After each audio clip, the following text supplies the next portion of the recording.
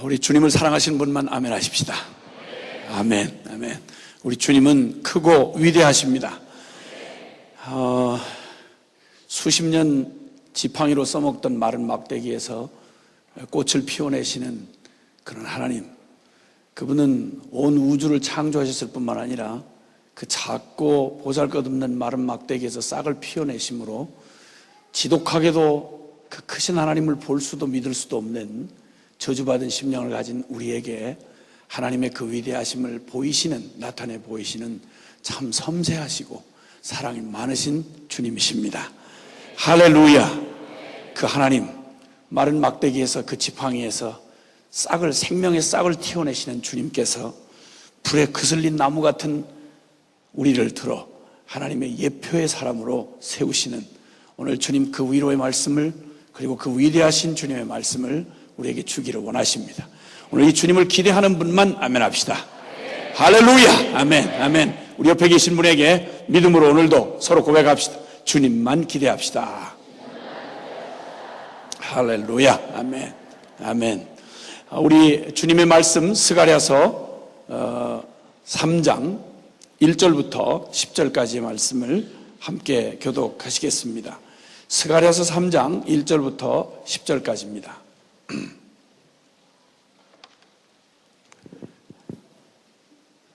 제가 가지고 있는 성경은 1314면입니다. 스가랴서 3장 1절부터 10절까지 제가 한 절 읽고 여러분이 그 다음 절을 읽으시고 마음을 다해서 믿음으로 읽으실 때 우리 성령께서 우리 각인의 마음 가운데 인을 치시고 그리고 그 말씀으로, 살아계신 주의 말씀으로 우리의 영혼에 축복해 주시기를 바랍니다. 3장 1절, 대제사장 여호수아는 여호와의 사자 앞에 섰고 사단은 그의 우편에 서서 그를 대적하는 것을 여호와께서 내게 보이시니라.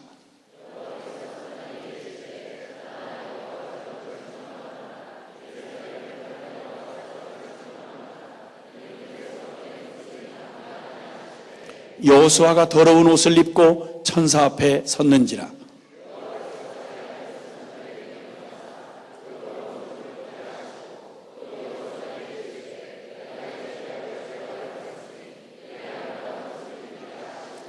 내가 말하되 정한 관을 그 머리에 씌우소서 하매 곧 정한 관을 그 머리에 씌우며 옷을 입히고 여호와의 사자는 곁에 섰더라.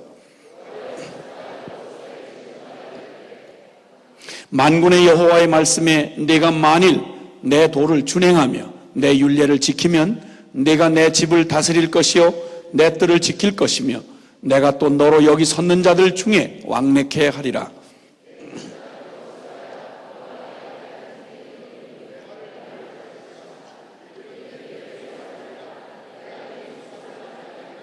만군의 여호와가 말하노라. 내가 너 여호수아 앞에 세운 돌을 보라. 한 돌에 7눈이 있느니라. 내가 새길 것을 새기며 이 땅의 죄악을 하루에 제하리라.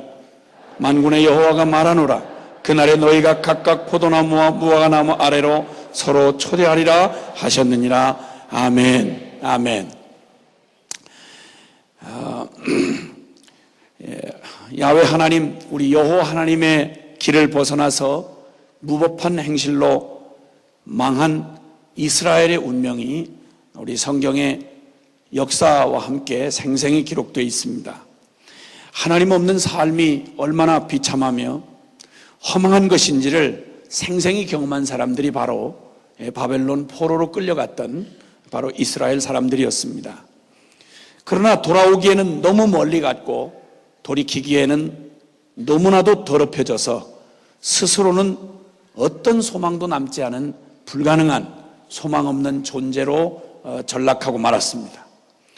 역사 속에 이스라엘의 시계는 멈춘 지 이미 오래였고 그 존재는, 이스라엘이라고 하는 존재는 이제 기억 속에서 이미 사라져버린 저 에스겔 해골 골짜기의 마른 뼈다귀와 같은 실상이 되고 말았습니다.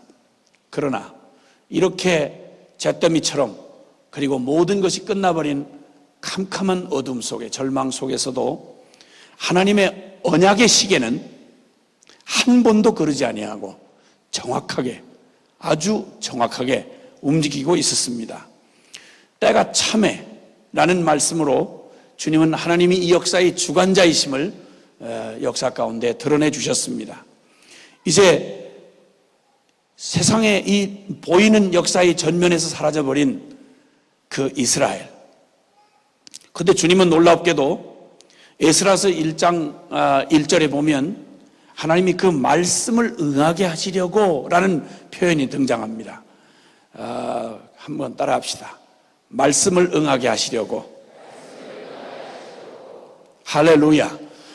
우리 주님은 이 역사 가운데 하나님의 그 주권을 드러내시는 방법을 어떻게 하시는가 하니, 하나님이 무언가 당신의 의지와 뜻을 가지시고 예언을 하십니다. 내가 이렇게 하리라.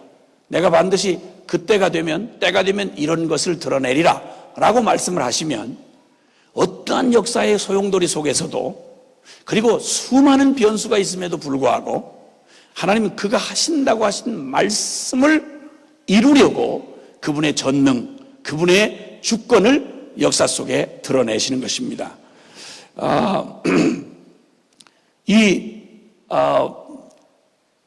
이스라엘이 완전히 그 존재 자체가 없어지고, 그리고 이제는 성전은 회파됐고, 그리고 그들은 이제 나라의 이름조차 없어진 지 70여 년 세월이 지나가고 있었습니다. 이제 마지막 희망의 불꽃도 꺼졌고, 그리고 더 이상의 기대도 할 수 없는 그냥 모든 게 끝나고, 그리고 바삐 돌아가는 세상의 역사는 여전히 그 역사의 수레바퀴는 멈추지 않고 지나가고, 거기에 그냥 지나간 한 지점처럼 이스라엘이라고 하는 존재, 그 역사는 이 현상 속에서 볼 수가 없는 그런 것이었습니다. 그런데 이때 그 말씀을 응하게 하시려고 포로로 끌려간 지 정확하게 70여 년 만에 그 말씀을 응하게 하시려고, 이건 도대체 원인이 있어야 결과가 있기 마련인데, 도대체 결과가 어떤 원인에 의해서 이런 결과가 나왔는지를 짐작도 상상도 할 수 없는, 여러분, 아론의 마른 지팡이에서 싹이 나왔다, 어떻게 원인을 찾으시겠습니까?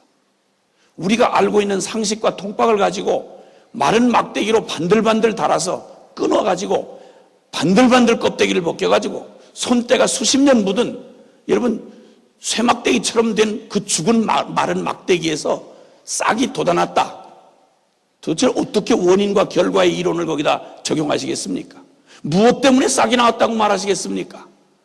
밑도 끝도 원인도 없이 이걸 보고 기적이라고밖에 할 수 없는 마른 막대기에서 싹이 피어오르듯이, 도대체 지금 말씀을 응하게 하시려고 라고 말할 때에는 이 땅에 있는 자연법칙이나 이 세상에 있는 어떤 세상의 세력이나 사람들의 지혜나 어떤 노력으로는 도저히 나올 수 없는 결과를 말씀을 응하게 하시려고, 말씀을 응하게 하시려고 무에서 유를 창조하시던 그 전능자의 능력이 아니고는 도저히 불가능한 한 일을 주님이 준비해 놓으셨는데, 알고 보니 세상에 이게 무슨 말입니까? 이게 두세기 전에 100년도 훨씬 넘어서 200년 가까운 세기 전에 정확하게 말씀하신, 주님이 말씀하신 말씀이 문자 그대로 하나도 바뀌지 아니하고 정확하게 세월이 거의 200여 년, 두세기가 지난 어느 지점에서 정확히 불쑥, 그것도 다른 원인도 없이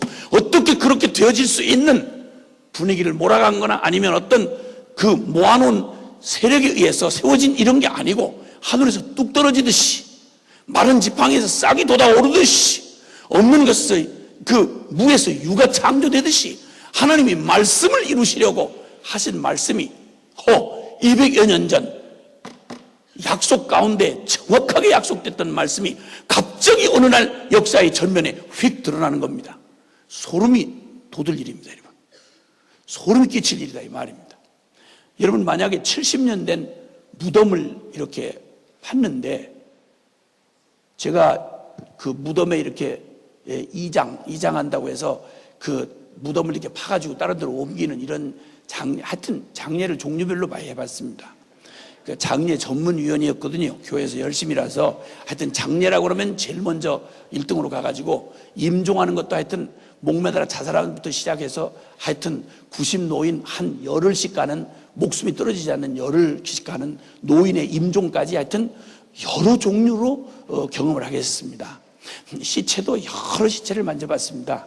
별의별 시체를 다 만져봤는데 어느 시체는 너무 많이 부어서 숨이 졌는데 이 물이 다 구멍으로 다 나와가지고 방 안에, 조그마한 방 안에 장화를 신고 들어가서 시체를 수습할 만큼 사람 몸이 이게 70~80%가 물이거든요.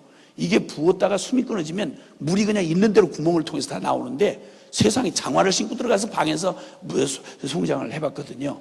그리고 이제 몇십 년 된 무덤을 이렇게 파보면요, 뭐 별의별 모습이 다 나와요. 어떤 경우는 수십 년 됐는데 사람이 멀쩡히 이렇게 하고 무서워요, 여러분. 무서워요. 근데 지금까지 정확하게 많이는 못 봤지만 종류별로 봤는데 어쨌든 사람이 뼈만 남았을 경우가 제일 많고요. 어떤 때는 나무 뿌리가 이리로 뚫고 들어가가지고, 나무가 바위를 뚫잖아요. 나무 뿌리가 이렇게 들어가가지고 뼈를 전부 실뿌리가 그냥 뼈를 완전히 이렇게 딱 싸고 있는 그런 마른 뼈도 보았고, 어떤 데는 막 그 산소 자리가 좋지 않아서 물이 질커덕하게 있는데 그 중에 뼈가 그냥 몇 개가 이렇게 둥둥 떠다니고 이런 것도 봤고. 그런데 그런데 제가 본 중에는 이런 장면은 못 봤어요. 이게 이제 땅을 파고서 무덤을 파고서 뚜껑을 딱 여는데, 왜 이제 열고 난리야? 이렇게 하고, 난 생각만 해도 가슴이 서밋하고, 그런 상상은 싫어요. 난 정말. 우리가 이제 바깥에 나가면 이제 밤이 될 텐데 무서워 죽겠어. 근데 어쨌든 생각을 해보라고. 70년 까마득히 잊고 있었던 무덤을 팠는데 세상에 거기서 그냥 마른 뼈만 있을 거라고 기대를 하고 땅을 팠는데 거기서 그냥 사람이 전혀 70년 누워 있었다는 흔적이 없을 정도로 화장을 깨끗이 한 얼굴로 이렇게 하고 살아 나왔다고 생각을 하면 여러분, 이거 정말 소름 끼칠 일 아니겠어요? 그런데 여러분, 70년 동안 흔적도 없이 사라졌던 한 개인이 아니고 한 민족이, 이스라엘 민족이 역사상 도저히 제 힘으로 재기가 불가능하고 도저히 아무리 계산을 해봐도 그런 계산은 도대체 미치지 못할 그런 일이 역사에 어떤 이변도 일어나지 않았는데 갑자기 어느 날 갑자기 그 백성들이 고스란히 그 강한 나라에서 그걸로 제발로 걸어와 가지고 여러분, 그 잊혀졌던 땅 바로 예루살렘으로 다시 꾸역꾸역 수만 명이 돌아오고 있다. 이건 도대체 한 명 무덤에서 일어난 거하고 비교가 안 되는, 이걸 바로 에스겔이라고 하는 선지자가 그 바벨론 포로로 있을 때 소망이 없던 그 시절을 주님이 보여주실 때 에스겔 해골골짜기 마른 뼈들을 철저하게 보여주셨습니다. 인자야, 이 뼈들이 능히 살겠느냐? 주여, 주님이 하실 일이지 그게 물어보실 말씀입니까? 이랬을 때 주께서 말씀하기를 이 뼈들에 대하여 대언하라. 일어나서 하나님의 군대가 되라고 외쳐라.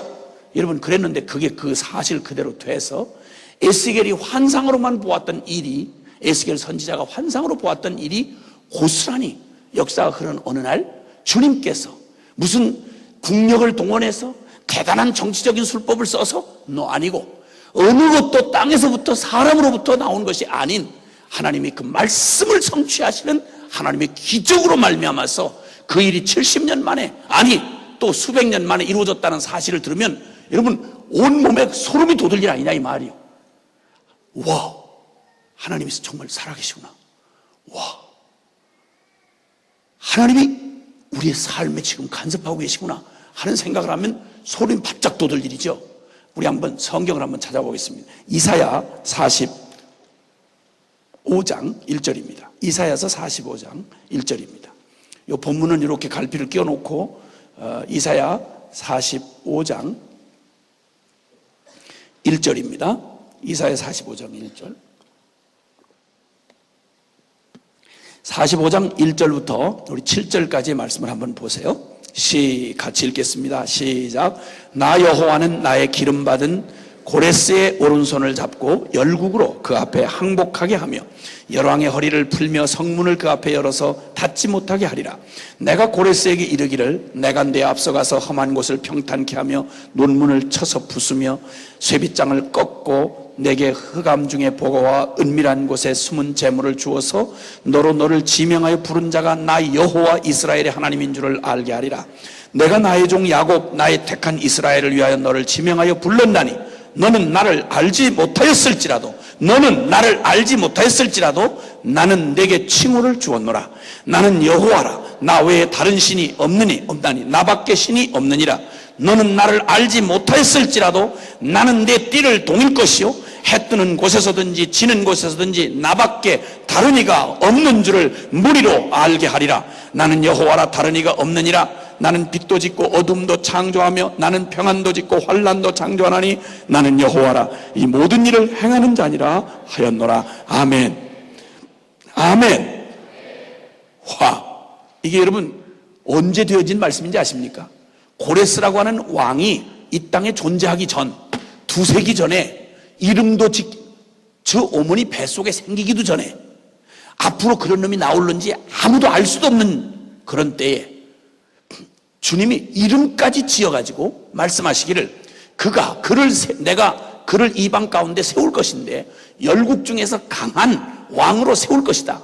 그가 자기에게서부터 나오지 않는 힘으로 자기도 모르게 왜 그 나라가 강성해지는지 자기도 알지 못하고 자기도 의도하지 않았는데 그냥 그 힘이 넘쳐서 열국들을 다스리며 지배하고 그리고 강한 힘으로 그리고 그 터를 넓혀갈 것이다. 그리고 이름을 나면 고레스라 할 것이다. 그리고 그가 왕이 될 것이다. 그리고 그가 무슨 일을 하는 거 아니? 여기 이미 나와 있지만 바로 전장 28절에는 고레스에 대하여 이르기를 그는 나의 목자라. 나의 모든 기쁨을 성취하리라 하며 예루살렘에 대하여는 이르기를 중건되리라 하며 성전에 대하여는 이르기를 내 기초가 세움이 되리라 하는 자니라. 아멘. 아멘. 아직 여기는 여러분 이때 이사야 선지자 때는 아직 이스라엘이 망하지도 않은 때입니다. 바벨론의 포로로 끌려가기도 전입니다. 그런데 주님이 반드시 이 하나님의 품을 떠나고 하나님의 율례를 여호와의 길을 벗어나서 무법한 행실로 가는 이들은 말씀대로 망할 수밖에 없다. 그러나 이스라엘은 실패하고 망하여도 내가 이스라엘 향한 나의 언약, 아브라함에게 한 나의 언약, 모세에게 한 나의 언약, 다윗에게 한 나의 언약은 결코 변치 아니하여서 그들은 망하고 그들은 나를 잊어도 나는 그들에게 행한 나의 약속을 반드시 이 역사 한복판에 확실하게 실행해 내고야 말리라. 그들의 죄값으로 팔려가서 이름도 없어지고 그들의 근거도 없어졌을 때 그들은 없어졌어도 나는 그들을 기억하여 나하고는 전혀 그 자신도 알지 못하는 고레스가는 그 자신도 나를 알지 못할 것이다. 그러나 나는 그를 아느니 내가 그는 나를 모를지라도 그가 내 기쁜 뜻을 행하여서 내 백성 이스라엘을 팔려갔던 이스라엘을 포로로 끌려갔던 이스라엘을 다시 성전을 회복하기 위하여 내 땅으로 돌이키리라. 그가 일어나서 내 백성을 내 땅으로 돌려보내리라.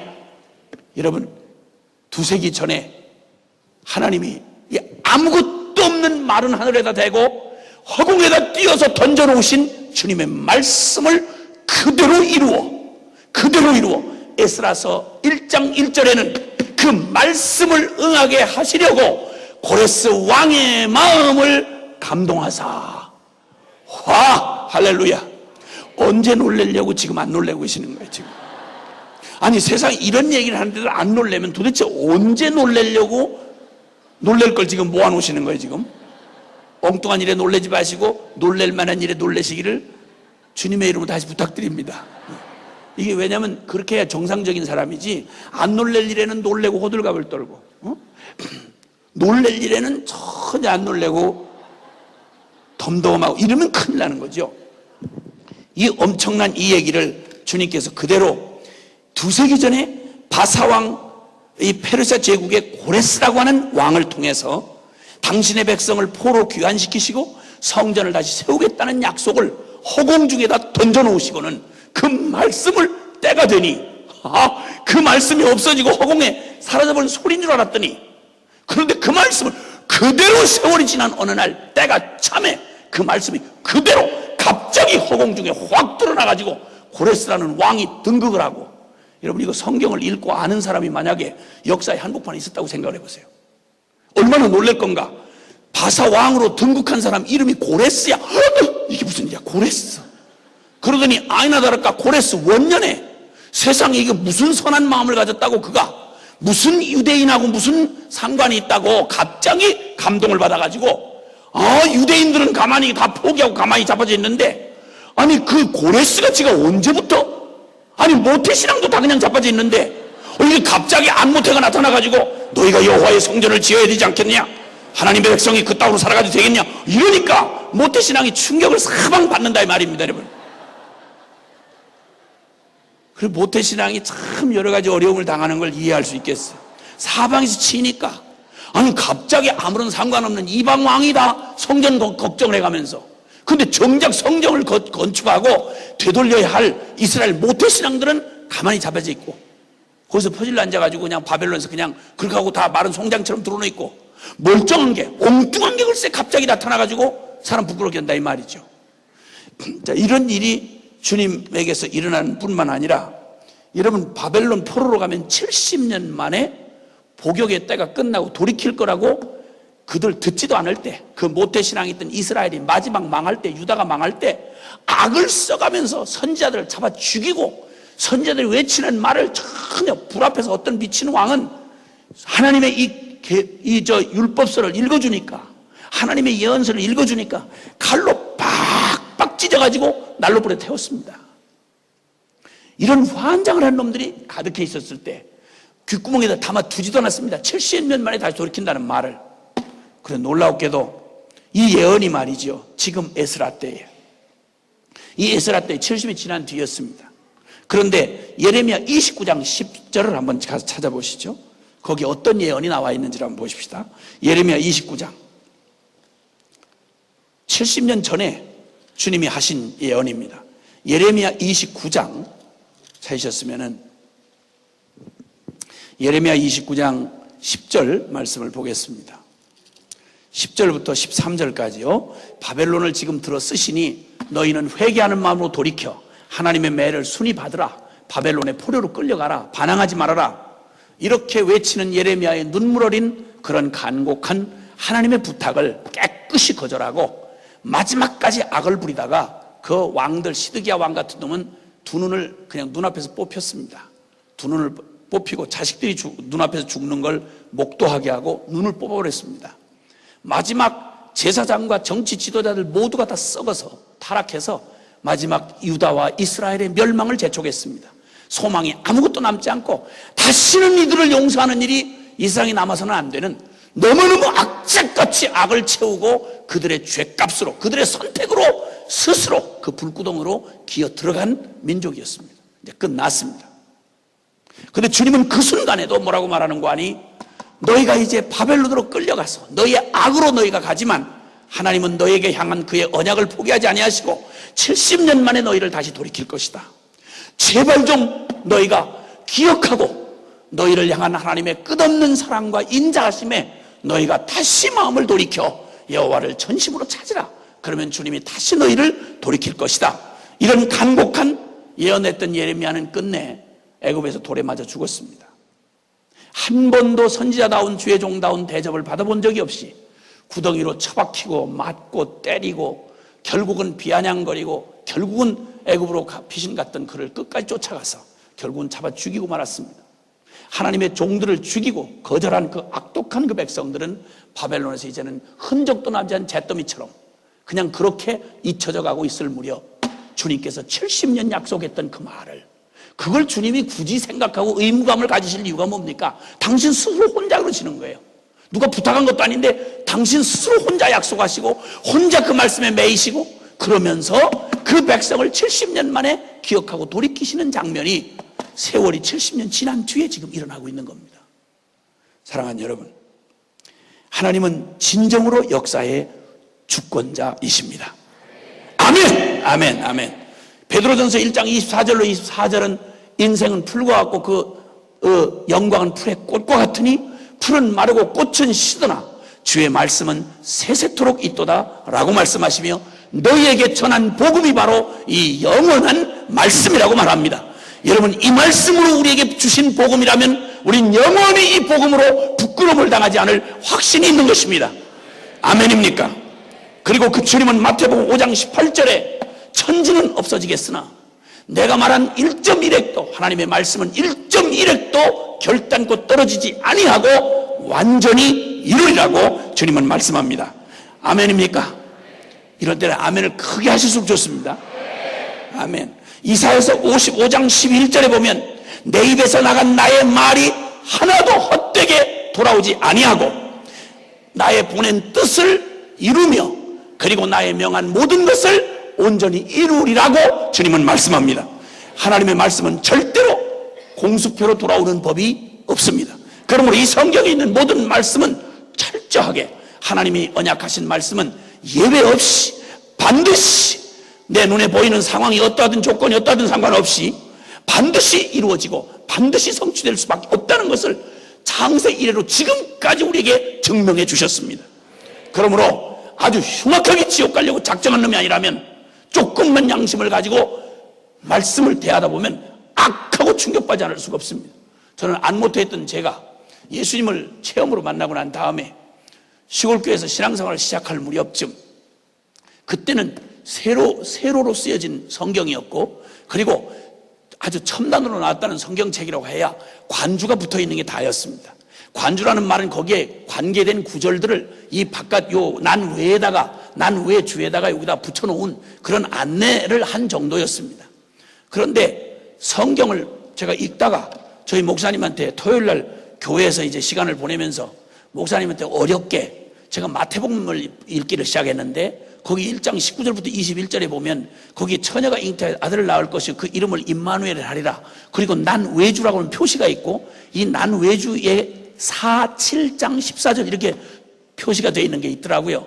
그래서 이게 도대체 무슨 말이냐, 난 외주라는 말이 무슨 말이며 이 7장 7하고 14 이건 무슨 말이냐 그랬더니 그때 목사님이 그냥 진지하거나 또 성의 있게 대답해 주신 것도 아니고 그냥 너무 쉬운 질문이니까 그냥 대답해 주시기를 그거는 약 700년 전에 이사야서 7장 14절에 예수님 오시기 700년 전에 예언을 한 건데 그 예언의 말씀이 700년이 지난 요때 그대로 이루어졌다는 걸 여기다 쓴 거다. 저는 안모태라서 이런 종류의 얘기를 듣느니 처음 들은 겁니다. 모태는 지금도 감동이 없어요. 근데 안모태들은 이건 어마어마해요. 여러분 그 강릉에 오죽헌이라는 데가 있어요.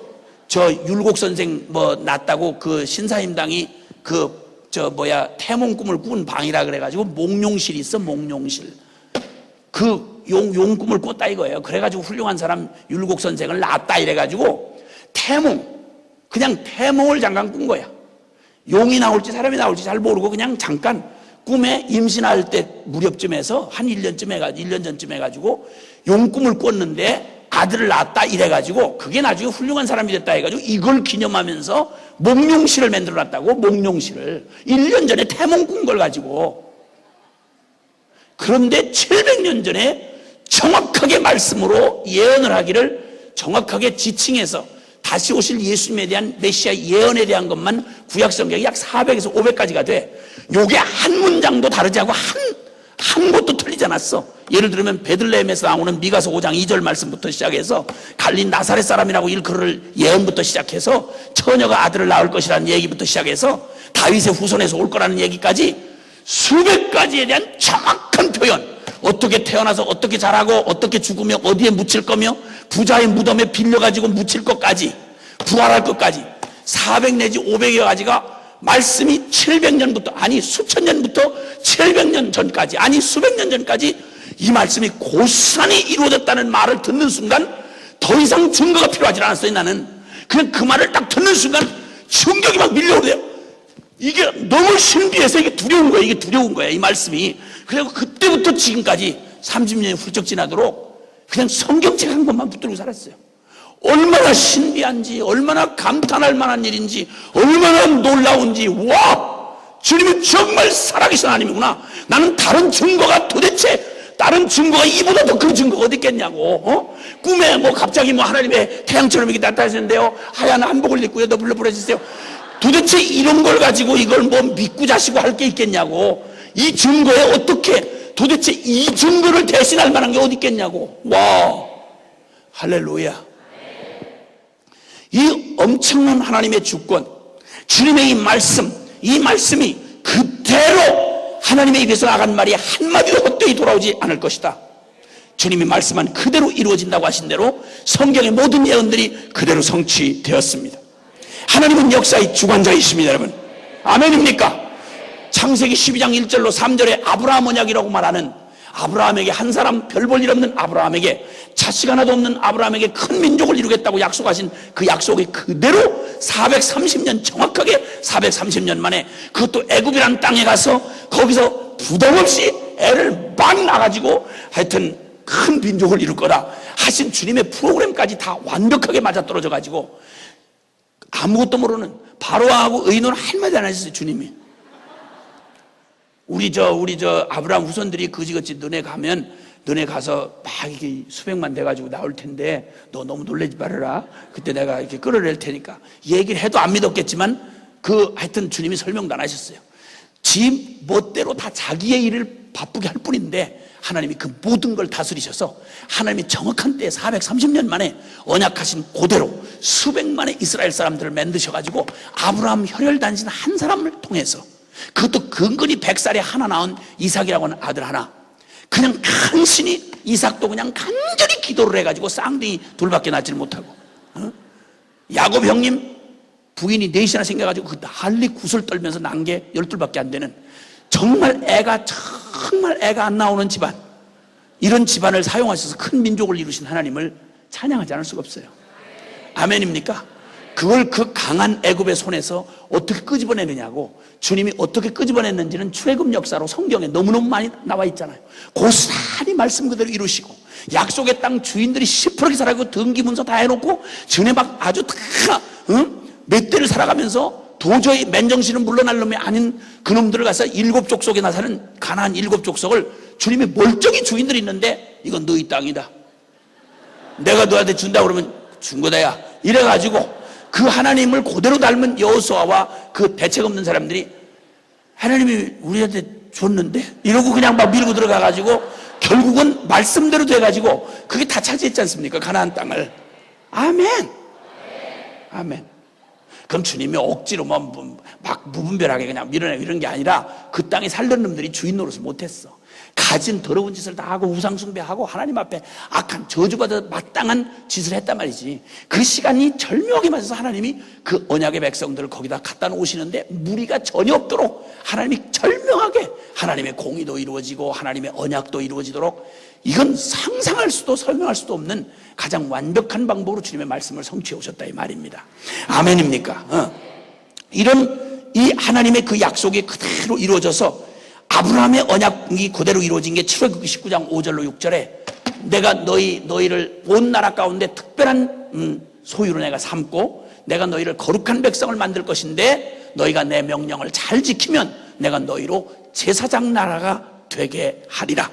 너희 이스라엘의 성패를 따라서 온 열방이 복음을 알게 되고 하나님을 만나게 되는 역사에 너희를 표적같이 예표같이 너희를 쓰리라.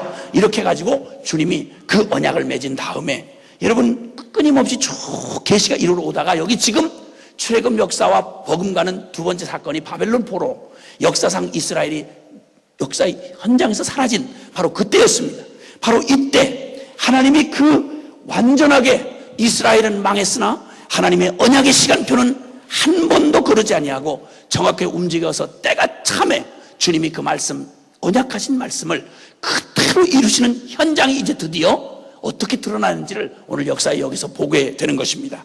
이때 하나님은 하나님의 때가 차서 하나님의 말씀을 응하게 하신 일을 행하실 때 하나님은 항상 하나님의 사람들을 사용하십니다. 하나님의 사람들을 통해서 주님은 하나님의 역사를 펼쳐가시는데 그 두 가지 큰 일을 하시는데, 하나는 첫째는 선택을 하십니다. 당신이 주권자이시기 때문에 이 수많은 사람 중에 하나님이 내가 저를 통하여 내가 이 일을 이루겠다 그러면 요 손가락이 딱 닿는 거기를 딱 주님이 지정하셔서 딱 이렇게 택하신단 말입니다. 주님이 택하시면 그 다음에 택하신 다음에 그 택함을 받은 사람들은 지가 택함을 받은지 잘 모른단 말이에요. 그런데 하나님께서 이 택하신 사람들에게 하나님의 뜻을 이뤄내기 위해서 하나님이 가장 먼저 하시는 일이 바로 뭐냐면 하나님께서 그 사람들의 마음을 감동하십니다. 아멘입니까? 그래서 여기 지금 보시는 대로 에스라서 1장 1절에 보면 바사왕 고레스의 마음을 감동하사, 하나님이 때가 딱 찼을 때 70년 복의 때가 딱 차고 하나님이 언약한 고레스라고 하는 왕이 그 자기의 왕권을 딱 얻던 그 원년에 그의 마음이 자다가 깼는데 갑자기 수많은 속국들이 많이 있었습니다. 이스라엘 속국만 있는 게 아니고. 그런데 이상하게도 그의 마음에 이상한 감동이 밀려오면서 그의 마음이 감동이 되면서 유다 민족에 대한 관심이 일어나고, 그리고 그들에 대한 이야기를 듣게 되고, 들어도 그냥 지나쳐 갈 수 있는데 오늘 밤에도 수많은 사람이 얘기를 들어도, 똑같은 말을 들어도 어떤 사람에게 그냥 스쳐 지나가는데 어떤 사람의 마음에는 그대로 마음에 감동이 일어나면서 이게 내 인생을 터치하고 나의 존재를 건들고 나의 운명을 건드는 역사로 다가올 때가 있다 이 말입니다. 고레스의 마음이 그렇게 하나님이 감동하사 하나님의 계획을 그의 마음속에 부어넣어 주었습니다. 그러더니 1장 5절에 보니까 고레스의 칙령이 내려서 너희는 너희 고향으로 돌아가서 여호와의 전을 건축해라 라고 모든 돈을 이 정부가 대주겠다, 이런 생각지도 못한 날벼락 같은 얘기가 그냥 임했을 때, 여러분 이때는 이미 70년이 지난 때고 이민 생활에 어쨌든 이렇든 저렇든 다 적응했을 때입니다. 근데 또다시 여러분 다른 하나님 나라에 대한 열망이 없었다면 다 망한 저 예루살렘에 돌아가 봤자 하늘밖에 쳐다볼 게 없습니다. 다 폐허가 돼 있고 가난하고 모든 게 다 전쟁으로 폐허가 된 이후에 주변 나라들의 억압을 당하면서 비참한 지경으로 살아가는 그곳에 가면 따놓은 당상은 고생입니다.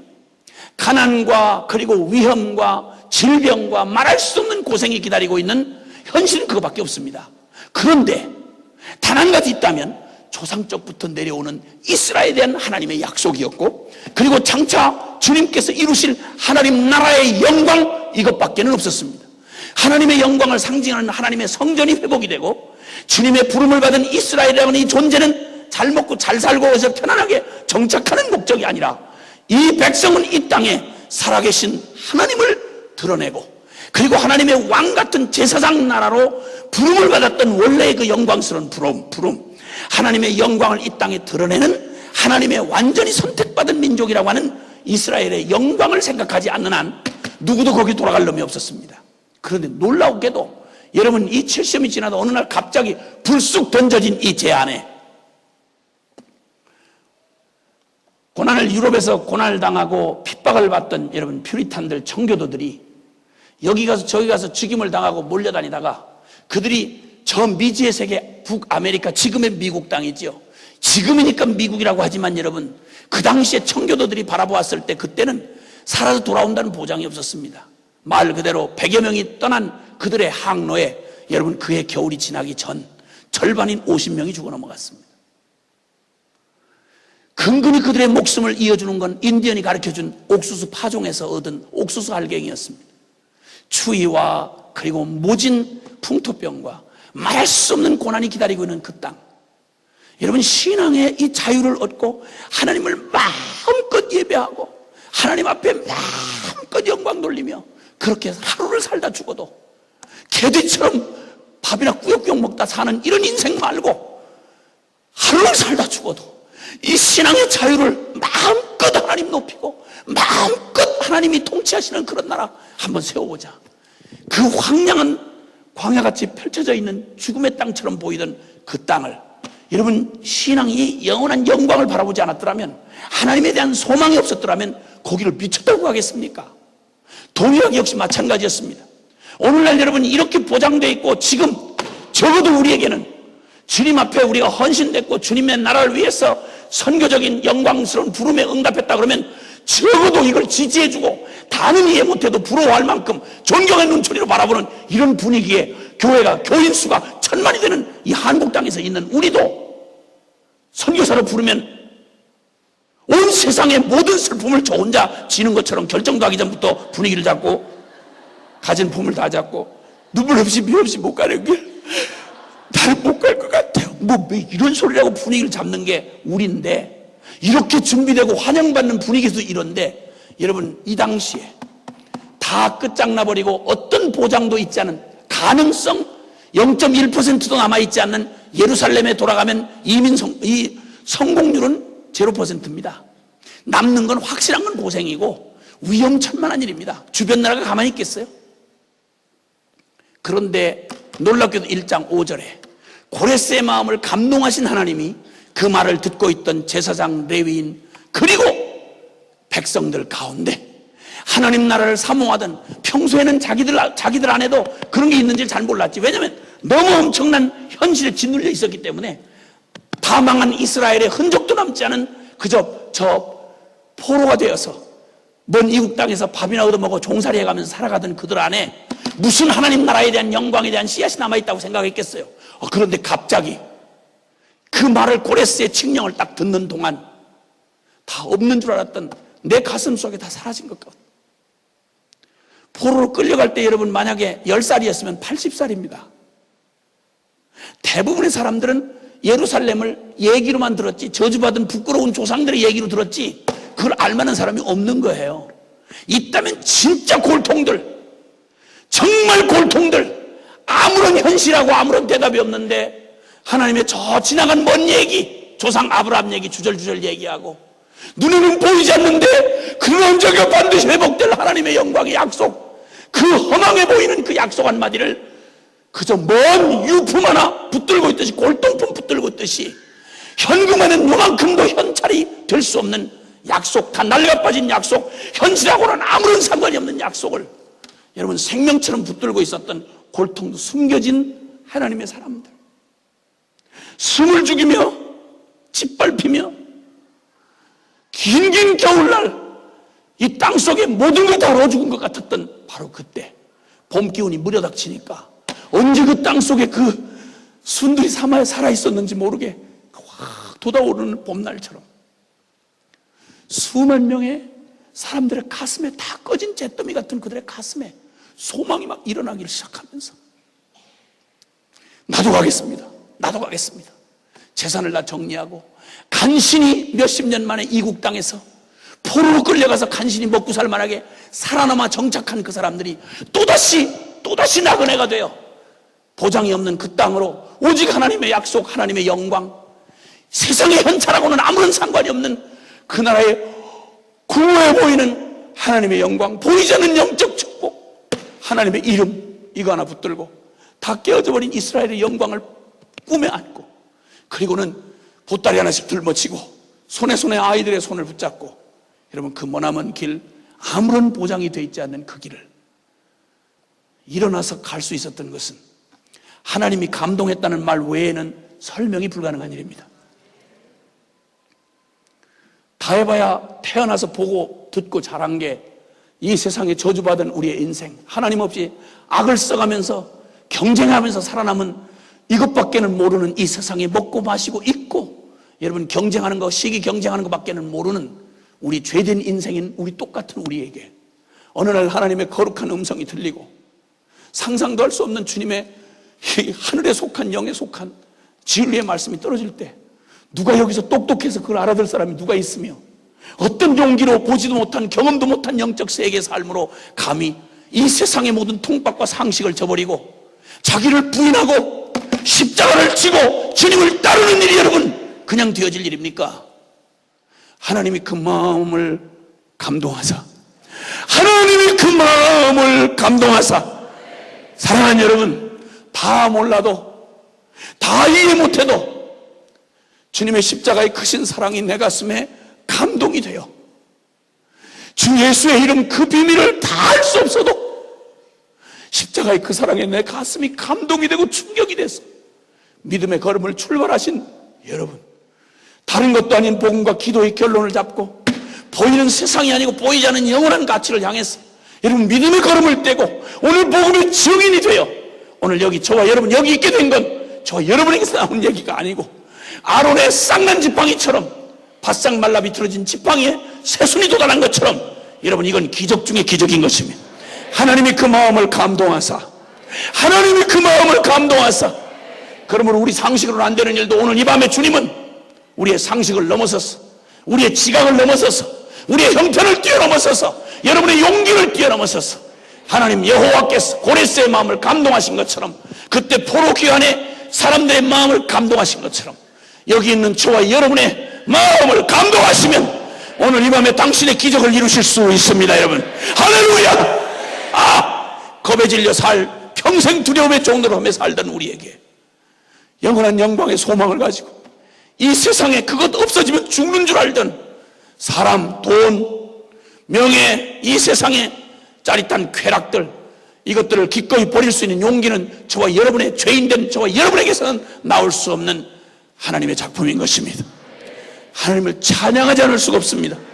때가 참에 하나님은 당신의 언약을 이루어 가실 때 하나님의 사람들을 사용하시는데, 그 사람들에게 주시는 하나님의 가장 멋진 방법이 뭔가 하니, 인간을 지으신 하나님이 인간이 어떻게 움직이는지를 아신 하나님은 우리의 마음이 감동되지 않으면 우리는 절대 몇 킬로그램도 안 되는데 그 무거운 궁뎅이를 움직일 자가 아무도 없습니다. 여러분, 딱 들러붙어 앉아가지고 나는 은혜는 받아도 절대 변하지는 않는다, 그리고 딱 버티고 앉아있는 여러분을 움직일 건 아무도 없습니다. 주님께서 여러분의 마음을 감동하시면 누가 말려도 여러분을 말릴 수가 없게 움직이게 하십니다. 그러므로 주님께서 놀랍게도 빌립보서 2장 13절에 하나님의 사람들을 때가 참에 하나님 나라를 위해서 쓰시는 하나님 사람들에게 어떤 축복을 주시는지를 한번 보십시다. 빌립보서 2장 13절을 찾아보시죠. 빌립보서 2장 13절입니다. 빌립보서 2장 13절. 어떤 분은 감동이 올까봐 지금 떨리면서 찾지 않는 분이 계세요. 읽는 자만 해당되는 게 아니라 듣는 사람도 해당되니까 어차피 걸릴 거 그냥 확실하게 걸리세요. 2장 13절. 자, 빌립보서 2장 13절입니다. 시작. 너희 안에 행하시는 이는 하나님이시니 자기의 기쁘신 뜻을 위하여 너희로 소원을 두고 행하게 하시나니. 아멘. 할렐루야. 할렐루야. 우리 주님이 우리의 마음 안에 도저히 내게서 나온 소원이 아닌데 하나님이 부어주신 소원, 말씀을 듣다, 기도를 하다, 찬양을 하다, 길을 가다가 화장실에 혼자 있다, 하여튼 어떤 상황에서 주님이 이상하게 나로부터 나온 게 아닌 하나님으로부터 오는 듯한 소원을 내 안에 씨를 살짝 뿌려놓으시면 이상하게 마음의 소원이 살금살금 커져가다가 나 왜 이러는지 나도 모르겠어 이런 마음이 자꾸 생기고, 그 마음의 소원을 두고 행하게 하시나니. 그걸 누가 하신다고? 하나님이 하신다고. 죄의 소원은 사탄이 하지만 선한 일의 소원은 하나님으로부터 오는 거야.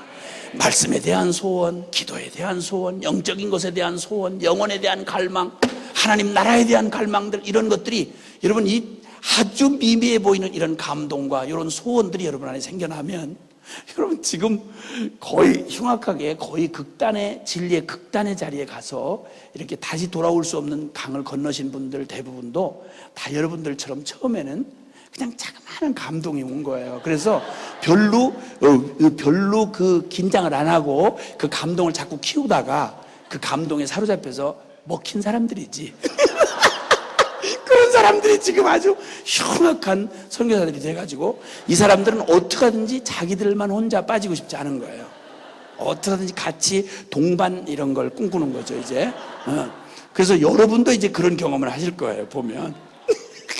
여러분이 처음에는 너무 자기가 두려워서 이러다가 한번 발을 디뎌놓고 나면, 그러면 빼도 박도 못하게 디뎌놓고 나면 그 다음에는 그 다음 아직 안 들어온 그놈들이 자꾸만 마음에 신경이 쓰이는 거지.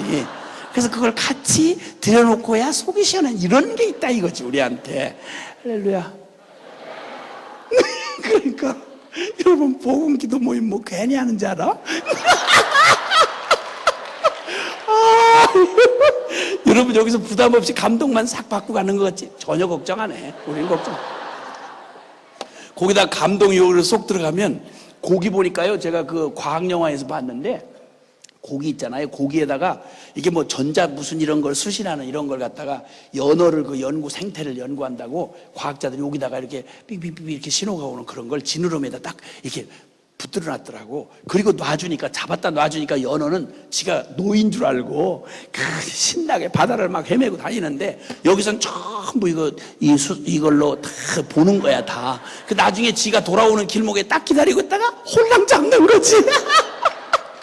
주님이 여러분 마음에 감동 오늘 밤에 주시면 아무런 부담 없이 아무 일도 없었구나, 다행이다, 그러고 이제 갔다가 주무실 때마다 자꾸 생각이 나고 꿈에서 생각이 나고 마음에 자꾸 감동이 오고 부담이 오고 자꾸 이런 이상하게 전에는 없는 증상들이 자꾸 생기고 이런 경우가 있거든. 얼른 가닥을 이렇게 짐작을 하시면 돼요.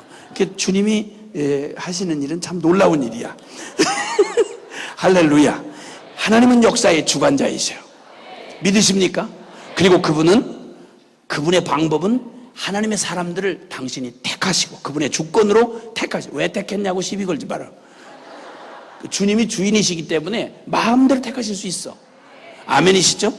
그 다음에 그분은 택하신 그들을 주님이 감동시키셔. 이렇게 해가지고 때가 참에 그 말씀을 응하게 하시려고 주님이 이루시는 완벽한 일을 이렇게 성취해 가신다 이 말입니다. 할렐루야. 아멘. 이제 세상 속에 있는 이 하나님의 나라, 즉 성전 재건을 위해서 이 다망한 이스라엘을 다시 주님이 역사 속에, 하나님의 나라는, 이스라엘은 실패하고 끝났어도 하나님의 나라는, 진정한 하나님의 나라는 끝나지 않았음을 보여주시기 위해서 주님은 여기 성전 귀환, 성전 재건을 위해서 아주 대표적으로 세운, 하나는 대제사장이요 하나는 총독으로 스룹바벨 총독과 대제사장 여호수아라는 사람을 주님이 세우시게 됩니다. 이때 여러분 아시는 대로 그 감격 속에 그 믿음의 행진을 해서 예루살렘에서 도착한 그들이, 이 성전을 재건하는 건 단순한 조그만한 바벨론의 속국이었던 이스라엘의 무슨 종교 하나 부흥하는 이런 게 아니고, 우리가 아는 대로 여러분 저 조그만 예루살렘 땅에 그 조그마한 성전 하나는 단순한 종교의 무슨 성전 정도가 아닙니다. 이것은 하나님이 온 열방을 살리시는 하나님의 가장 중요한 하나님 나라를 이 땅에 모형으로, 상징으로, 그림자로, 아주 주님께서 샘플로 그렇게 이렇게 다루시는 거기 때문에 그 예루살렘 성전이 회복되는 건 굉장히 중요한 의미를 갖는 것입니다. 이 일을 위해서 하나님이 그 사람들을 사용하셔서 가서 그 일을 진행하게 했는데, 아시는 대로 여러분 하나님 나라가 이 땅에 세워지고 주님의 거룩한 통치가 이 땅에 임하려고 하면, 빛이 어둠 가운데 임하면 어두움이 발악을 합니다. 하나님의 이 구원 역사를 위해서 주님의 나라가 이 땅에 다시 임해야 된다는 말은 이 땅이 모두 다 하나님 거였는데 인간의 타락으로 말미암아서 죄의 빌미를 주는 바람에, 이 죄의 빌미를 주는 바람에 사단이 이 죄로 오염된 모든 세상의 정사와 권세, 어둠의 주관자가 되어 그 악독한 이 죄악과 그리고 그 사단이, 어둠의 세력이 이 땅을 장악하게 된 겁니다. 죄에 팔려버린 이 땅을 하나님의 거룩한 의로 되찾는 일을 위하여 이걸 구원 역사라고 말하고, 이것을 하나님 나라의 회복 운동이라고 말하는 것입니다.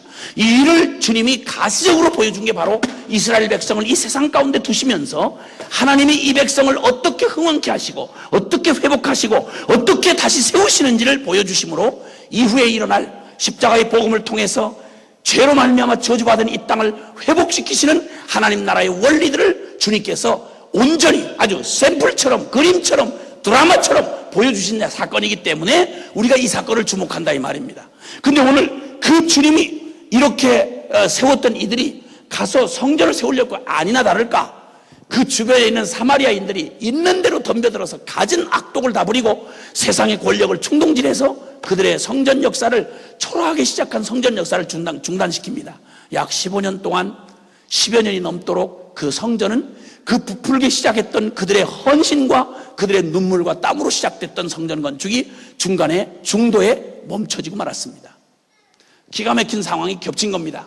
여러분 마지막 한 힘을 탁 모아서 힘을 들였는데 이게 만약에 헛힘이 들어가고 무너져 버리면 이 충격이 대단합니다. 다시 일어날 수가 없는 겁니다. 해봤자 이런 생각이 들고, 이 시간이 계속 오래 가니까 이제는 거기 그 뜨거운 가슴으로 바벨론을 포기하고 거기 왔던 사람들마저 이제는 다들 자기 일을 챙겨 거기 살아남기에 바빴고, 이제는 하나님 성전에 대한 꿈은 이미 점점 희미해져 갈 무렵이었습니다. 이때 하나님은 학개와 스가랴라고 하는 하나님의 종들을 보내셔서, 선지자들을 보내셔서 학개, 스가랴 이런 선지자들이 그 전부 하나님의 꿈을 포기하고 낙심하여 주저앉은 그 백성들을 그냥 막 격려하면서 충동질하는 것입니다. 여러분 어느 때나 도전 앞에 주저앉고 낙담이 된 하나님의 백성들을 다시 흥왕케 하고 부흥케 하고, 그리고 사람들에게 다시 힘을 주는 이 길은 여러분 살아계신 하나님의 말씀으로만 가능합니다. 아멘입니까? 진정한 회복과 진정한 능력을 회복하고 그리고 이 어둠의 세력을 깨는 힘은 바로 뭐냐면 여러분 말씀인 것입니다. 그러므로 주님은 다른 기적을 보내지 아니하시고 말씀을 보내셨습니다. 학개와 스가랴를 보내셨습니다. 말씀으로 그들에게 위로와 격려를 주시기 시작했습니다. 이때 바로 오늘 읽은 이 스가랴가 바로 뭐냐면 이때 이렇게 중간에 중도 포기하고 주저앉았던 이때에 지도자였던 여호수아와 이 스룹바벨이 얼마나 낙담이 됐겠습니까? 얼마나 두려움이 컸겠습니까? 뒤로 물러날 수도 없고 앞으로 갈 수도 없고 그러라고 일어날 수도 없는 이 기가 막힌 상황에 털썩 주저앉아 있던 그들에게 주님께서 스가랴 선지자를 학개 선지자를 보내셔서 그들에게 이 상황의 전모를 다시 보게 하시고 하나님이 이 일에 어떻게 개입하시는지를 주님이 그들의 영안을 열어 보게 하시려고 주님이 먼저는 그 말을 이 위로의 메시지를 전해야 하는 하나님의 나라를 흥왕케 하려고 하는 이 하나님의 종 선지자에게 하나님의 그 비밀을 먼저 보여주신 것입니다. 한 시대를 주님이 부흥시키시고 회복하고 고치시려고 할 때는 하나님의 사람들의 마음을 감동시키시고 하나님의 역사의 비밀을 먼저 보게 하시는 것입니다. 이때 스가랴서에는 8가지 환상이 나타납니다. 그 중에 4번째 환상이 오늘 읽은 저와 여러분이 읽었던 본문 말씀 이 스가랴서 3장 1절부터 10절에 있는 말씀이었습니다. 그 말씀을 통해서 주님은 스가랴 환상을 통해서 환상을 보여주시는데 무슨 일이 벌어지는 거 아니? 놀랍게도 여러분 요한계시록에 나타난 상황처럼 우리가 이 땅에 살아가고 있는 이 땅에 일어나는 현실들은 단순히 눈에 보이는 현상들, 눈에 보이는 환경, 상황 이것만이 아니라는 거예요. 이건 전부 다 현상이고요. 이 현상이 있으려고 하면 영적 세계에 원인이 있다 이 말입니다. 그 당시에 그들이 받았던 현상은 뭐냐면 예루살렘 성에서 작은 성전을 지으려고 하는데 사마리아인들과 그리고 주변의 다른 나라들이 그들의 권력을 가지고 막 도전을 하면서 이 백성들을 낙담케 하고 위협 공갈을 하고 그리고 실제로 위해를 가하고 이렇게 해서 결국은 그들을 다스리고는 바사 제국에 그쪽에 고소를 해가지고 모함을 해가지고 그 나라의 권세가 이걸 법으로 막게 하고 이런 현상들이 눈에 보이는 정치적인 군사적인 그리고 또 사회적인 이런 그 여론을 가지고 사람들을 압박하고 하나님의 백성을 협박을 했습니다. 근데 여러분 기억하십시오. 오늘날 우리 한국 교회도 세계 교회도 지금 눈에 보이는 정치 세력들, 종교 세력들, 그리고 사회적인 분위기, 여론 이런 거에 의해서 하나님의 교회가 막 공격을 당하고 있습니다. 그러다 보니까 우리가 보는 저놈의 정권 때문에 이 사람들 때문에 저 종교 때문에 이렇게 우리는 현상, 당장 드러난 형상들만을 보게 됩니다. 이번에 48개 팀이 순회 선교단 안에서 진행된 학교를 통해서 전 세계 약 40여 개가 넘는 나라로 동시에 지금 이번 기회에 아마 이번 기회로부터 지금 전체가 지금 전 세계적으로 퍼집니다. 우리가 맞이하고 가서 여러분이 부딪혀야 될 현실은 그 나라 정부 내지는 또 그 나라의 종교, 그 나라의 사회, 그 나라의 그 나라의 어떤 여론 분위기 이런 것들이 여러분이 부딪혀야 할 현상들입니다. 그런데 여기 주님이 이 스가랴 선지자에게 보여주시는 장면은 그들이 보여주고 있는 여호수아 대제사장 여호수아와 그와 함께한 사람들이 처한 환경을 영적 세계를 보여주시는데 이 현상과 달리 무슨 어디로 어느 상황이 벌어지는 거 아니? 하나님의 어전회의에 하나님의 보좌 앞에 여호수아가 거기서 지금 사탄에게 지금 참소를 받고 있는 장면이 나옵니다. 그러니까 사탄이 이 여호수아를 비방하면 그 대제사장 여호수아를 참소하면서 말하기를 뭐라고 그러는 거 아니?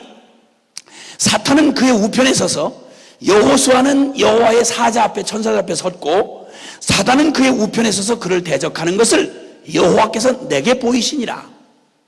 그러니까 사단이 계속 대적을 하고 그리고 계속 참소를 하는데 사탄이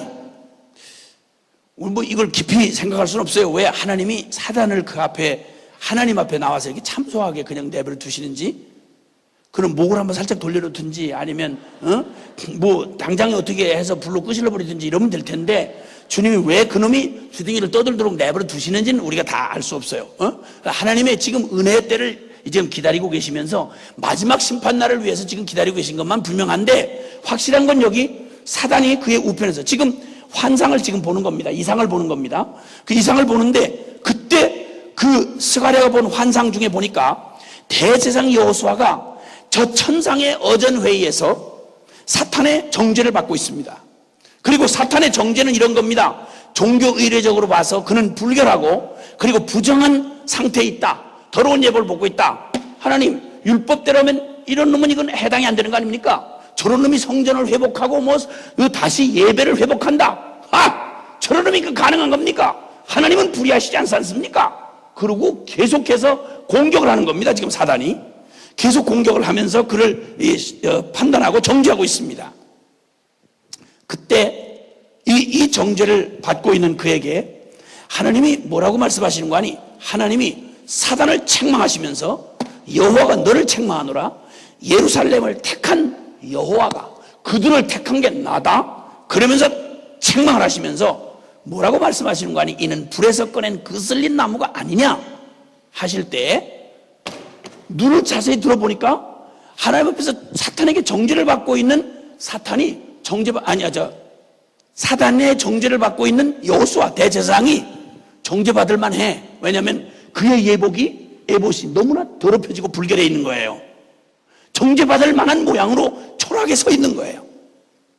이때 주님이 그는 불에서 꺼낸 그슬린 나무가 아니냐 하시고는 더러운 옷을 입고 있는 그에게 여호수아에게 자기 앞에 선자들에게 명령하시기를 그의 옷을 벗기라.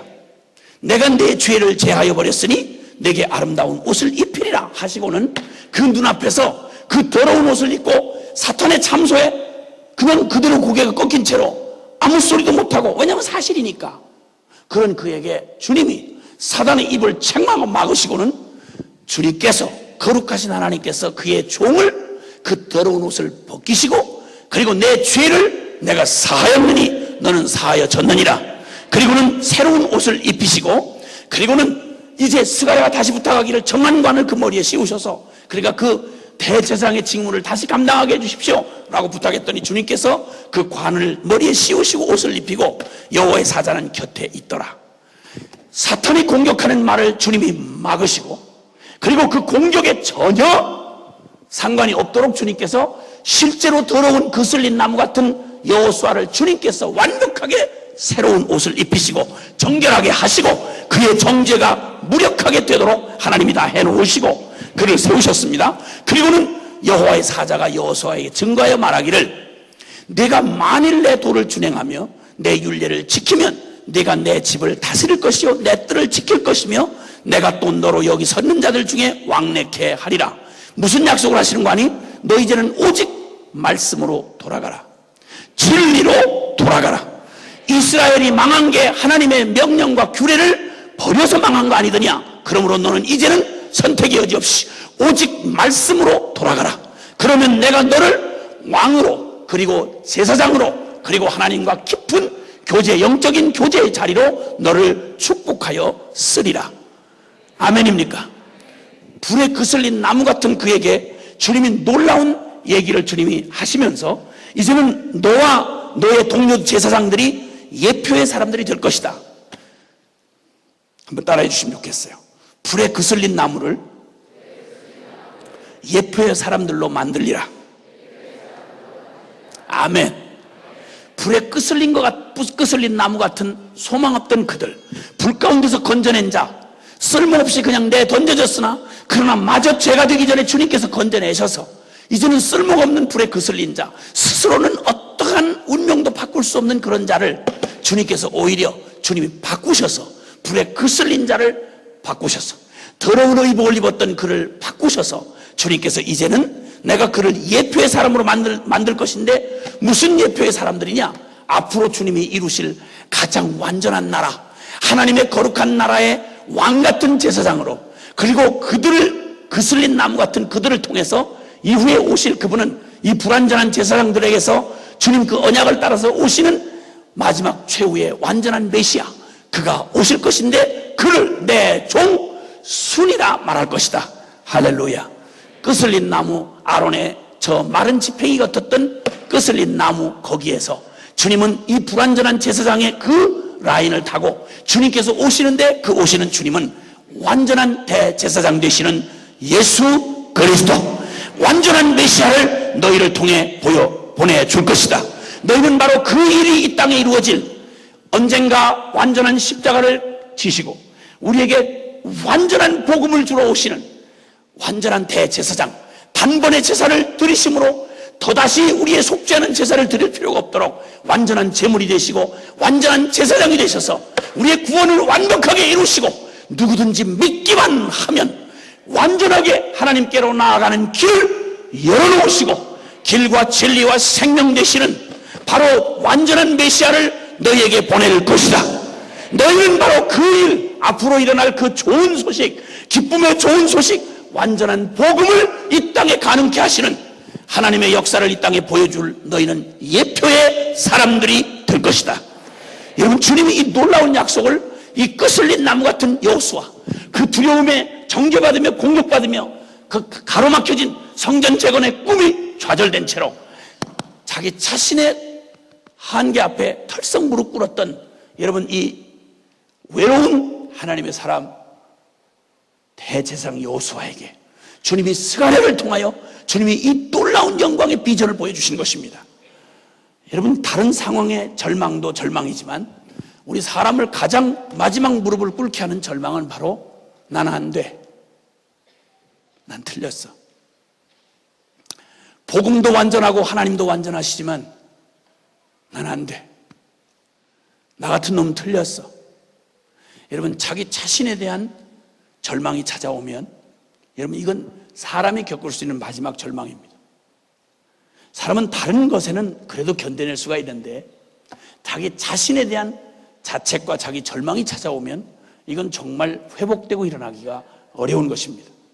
오늘 바로 이 두려움 앞에 선 여호수아에게 스가랴를 통해서 하나님이 이 환상을 보여주시며 놀라운 약속을, 거기서 이기는 정도가 아니라 하나님이 이후에 이뤄놓을 놀라운 영광스러운 메시아를 통한 완전한 복음을 우리에게 주실 것을 약속해 주고 계시는 것입니다.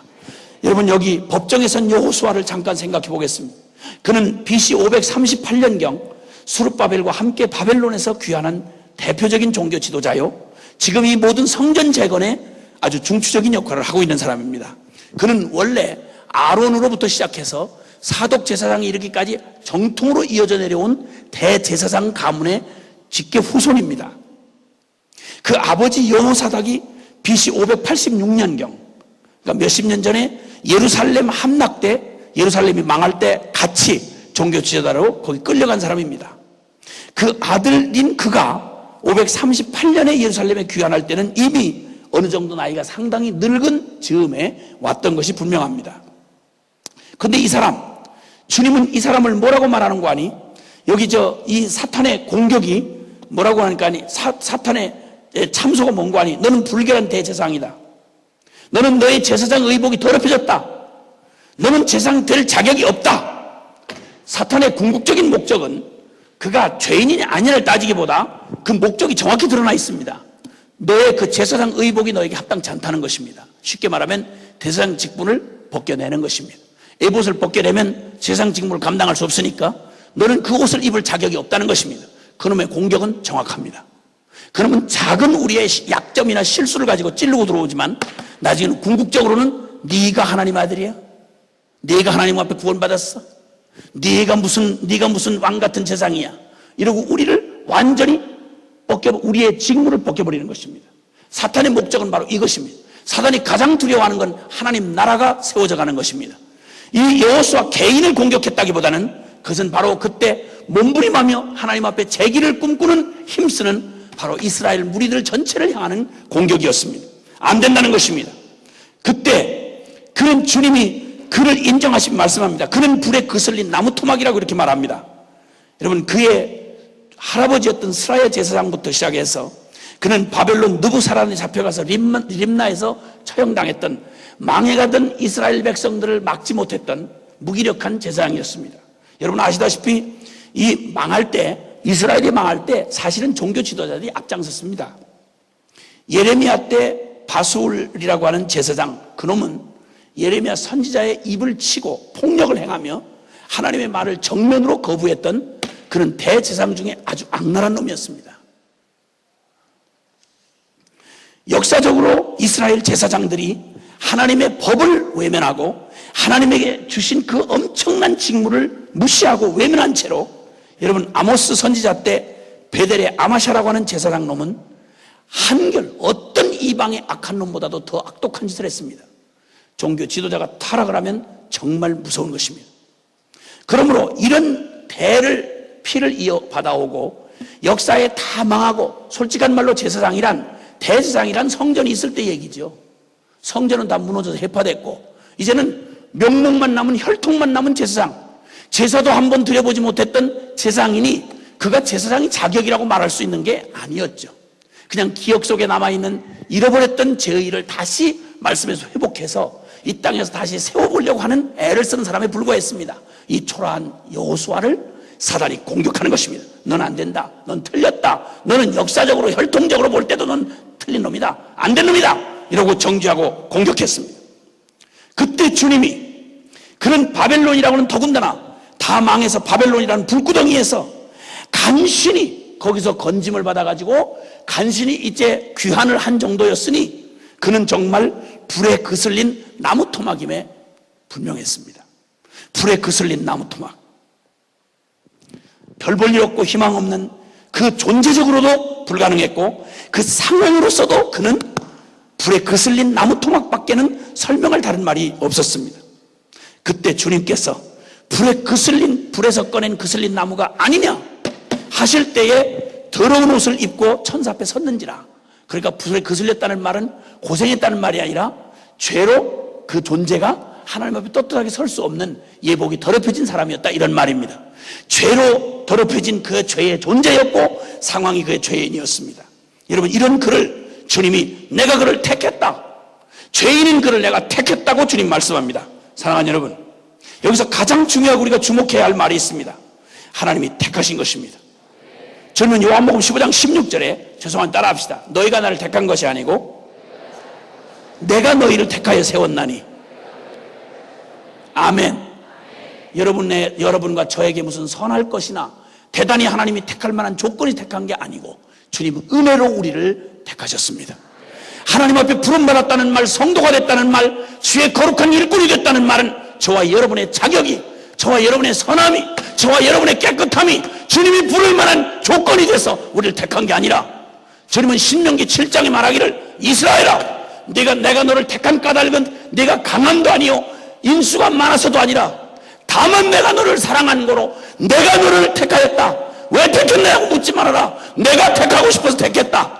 이게 주권자이신 하나님이십니다. 여러분, 아무도 하나님의 거룩한 기준에 미칠 수가 없는데 그 중에 수많이 버림받은 죄 중에 죄인인 주님이 나를 택했다는 말은 왜요라고 물을 근거가 없는 것입니다. 왜냐하면 왜요라는 근거를 가지고 나를 택한 게 아니기 때문에, 주님이 은혜로 나를 부르셨기 때문에 감당할 수 없는 나를, 부름받을 수 없는 나를, 하나님 앞에 설 수 없는 나를 주님이 설명할 수 없는 은혜로 우리를 불러주시고 택해 주셨습니다.